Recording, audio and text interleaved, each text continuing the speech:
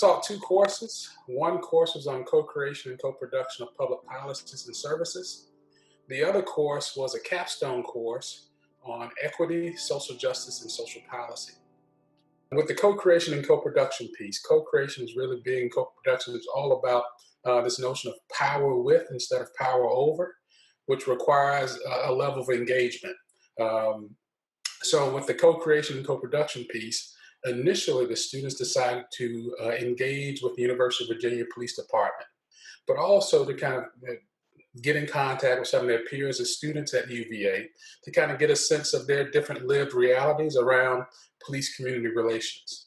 The other course, the Equity, Social Justice, and Social Policy course, allowed students to kind of focus in on a particular policy domain, and they kind of think about reviewing some of the past policies and practices, but with an equity lens, and to kind of really appreciate how some of those policies led to a lot of injustices.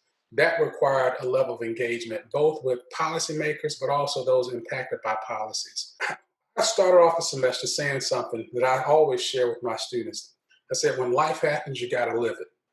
Because oftentimes, this has been my experience, I've been teaching for nearly a quarter of a century, that life happens. And once life happens, you can't control it, you manage it. So literally, this was an opportunity for them to learn a life's lesson. How do you manage those things that you can't control? And COVID-19, prior to spring break, was not a reality. But during spring break, it became a reality. And I thought they did a really good job of managing, life. I think they really gained a much better appreciation for the process of making really good public policy and how engagement is vital to that process.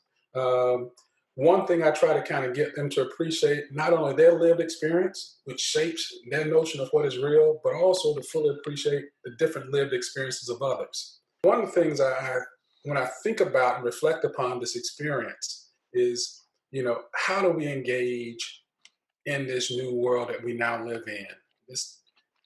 What does virtual engagement look like? What does it feel like? How can it be as effective, if possible, as this face-to-face kind of engagement?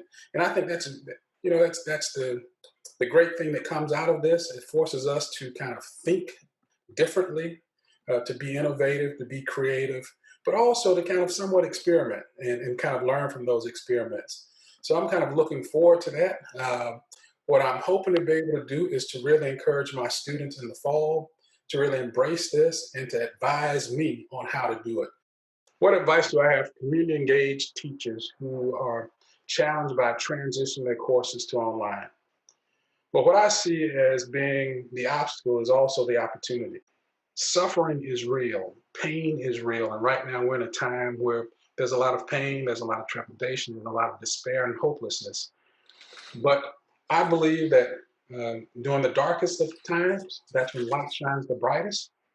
And we have an opportunity to really let light shine and to allow our research and our engagement, our teaching, just being part of this community to kind of bring about that hope, to bring about positive change. And that's one of the things I would encourage my colleagues to do.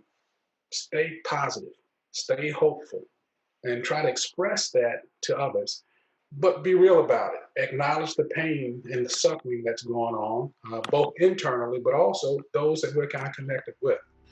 This is a life changer, and I think it can change life for the better if we kind of take full advantage of the opportunity that's presented for us. I think all things kind of work together for good, right? When we look back, we've had some challenges that we've overcome as a nation, as a community. But sometimes those instances kind of really motivate us to do things better, kind of to pause, to reset, to replan, and kind of move forward to hopefully address the problems that we have.